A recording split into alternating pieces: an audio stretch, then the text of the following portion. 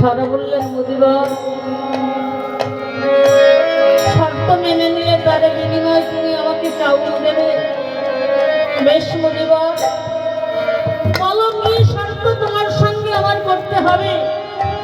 মুদিবার, তুমি আমার এই সতীত্ব বাদে আমার কাছে যা চাইবে তাই আমি তোমাকে আমার বাজারে দেব।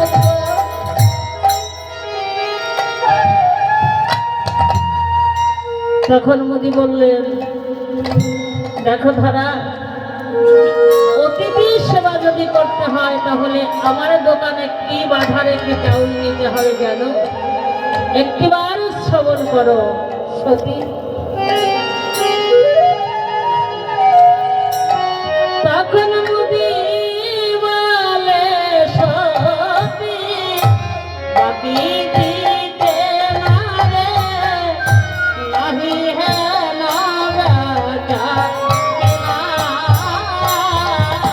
তখন মুদি বলে, সতী চাউল দিতে পারি, বাকি হেন বেচা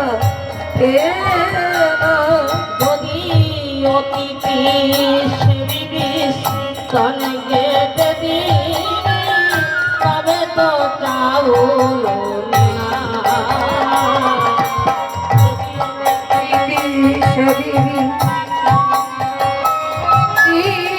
তবে তো চাউল নে না।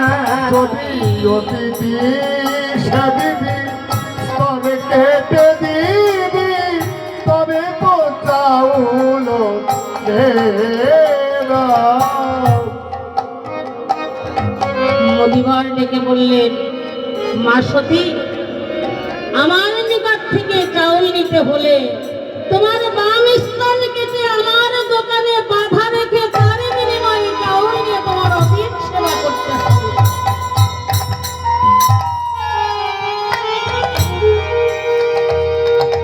মা ধরা ডেকে বললেন, মুদিবার,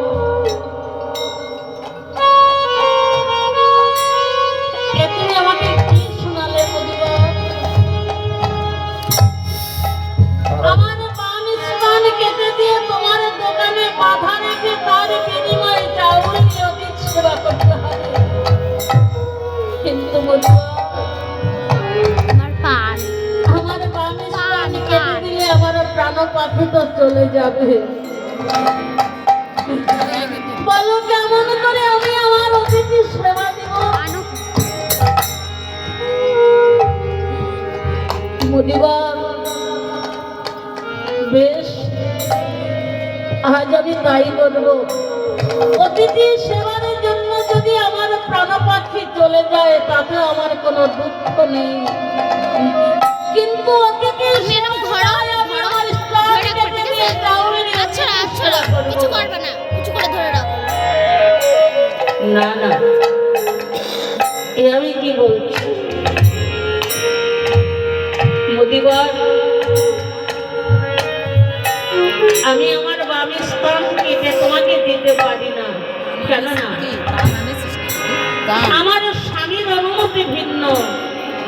আমি তো তোমাকে আমার বাম স্তন কেটে দিতে পারি না, কেননা একদিন আমার পিতা মাতা চন্দ্র সূর্যকে সাক্ষী রেখে, অগ্নি সাক্ষী রেখে আমার স্বামীর কাছে আমার এই দেহ দান করেছিল।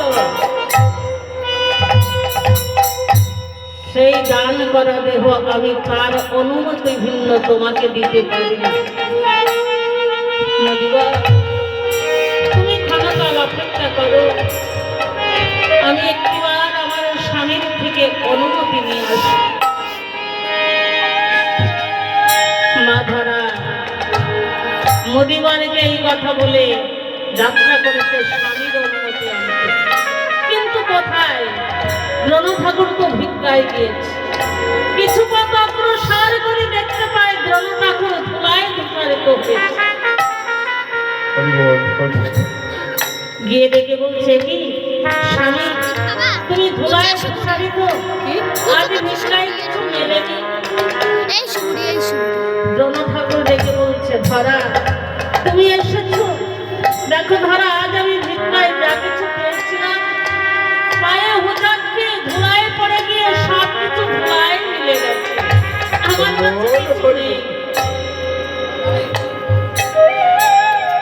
দেখে বলছে, প্রভু গো, আজ গৃহমাঝে ক্ষুধার্ত দুটি অতিথি ক্ষুধায় বড় কাতর হয়ে পড়েছে। আজ আমি তাদের সেবা দিতে পারিনি। দ্রোণ ঠাকুর ডেকে বলছে, কেন ধরা, তুমি কোথাও কিছু পাওনি? ধরা বলছে, পেয়েছি প্রভু, কিন্তু তোমার অনুমতি ভিন্ন আমি আনতে পারি। তুমি আমাকে অনুমতি দাও প্রভু। আমি চাউলের জন্য গিয়েছিলাম এক মুদিবারের কাছে। মুদিবার আমাকে ডেকে বলল, মা ধরা, অতিথি সেবা করতে হলে তোমার বাড়ির স্থানকে মাথা রাখতে হবে। আমি মুদিবরকে কথা দিয়ে এসেছি, তোমার অনুমতি নিয়ে আমি আমার বামস্থানকে ডেকে মুদিবরের দোকানে বাধা রেখে তার বিনিময়ে আমি চাউল নিয়ে আসি। তুমি আমাকে অনুমতি দাও প্রভু। ব্রহ্ম ঠাকুর ডেকে বলছে, ধরা, জগতের মাঝে তুমি বড় ভাগ্যবতী নারী। আজ তোমার বামী স্থানের দ্বারা অতিথি সেবা হবে। তুমি কি জানো না ধরা, এই জগতের মাঝে আমরা এসেছি, চলে যেতে হবে। চলে যেতে হবে। কোন মানব দেহ আগুনে পুড়িয়ে ছাই করে দেয়, কোন দেহ মাটিতে পুঁতে রাখে, কোন দেহ শিকাল কুকুরে খেয়ে যায়। আজ সেই দেহের দ্বারা হবে তোমার অতিথি সেবা। তুমি বড় ভাগ্যবতী, যাও ধরা, আমি তোমাকে অনুমতি দিলাম, তুমি মুদিবারের নিকট থেকে চাউল নিয়ে এসো। মা ধরা কি করলেন, স্বামীকে ডেকে বললেন, প্রভু গো, তুমি তো আমাকে অনুমতি দিয়ে পাঠিয়ে দিচ্ছ প্রভু, আমিও যাব মুদিবারের কাছে। কিন্তু যদি আমার স্থান কেটে দিলে আমার প্রাণ পাখি চলে যায়, হয়তো তোমার সঙ্গে আমার আর দেখা হবে না। তাই যাবার বেলায় আমি তোমাকে একটা শেষের প্রণাম জানিয়ে যাই। আবার যদি গোবিন্দ আমাকে মানব জন্ম দিয়ে ধরার বুকে পাঠিয়ে দেয়,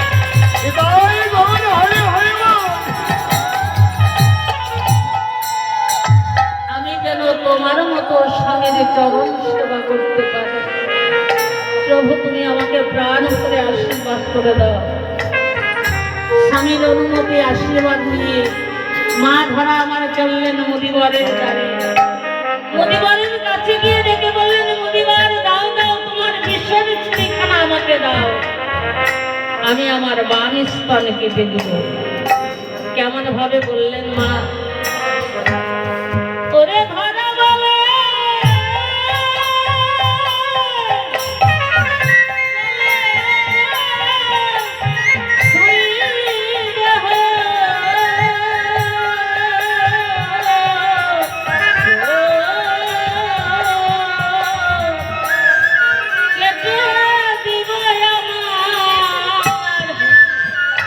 আমার মেয়েতে দে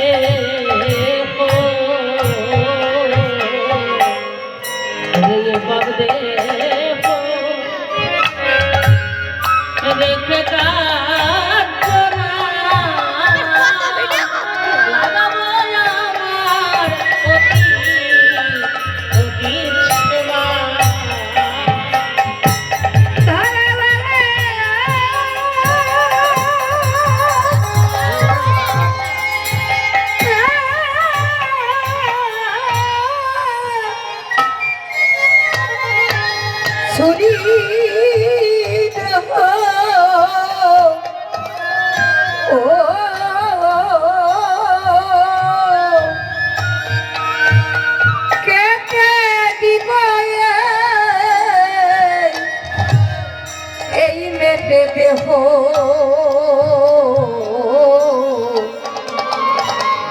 এ পাব দেহ রেখে কার জমান লাগাবো আমি অতিথি সেবায়। হরে কৃষ্ণ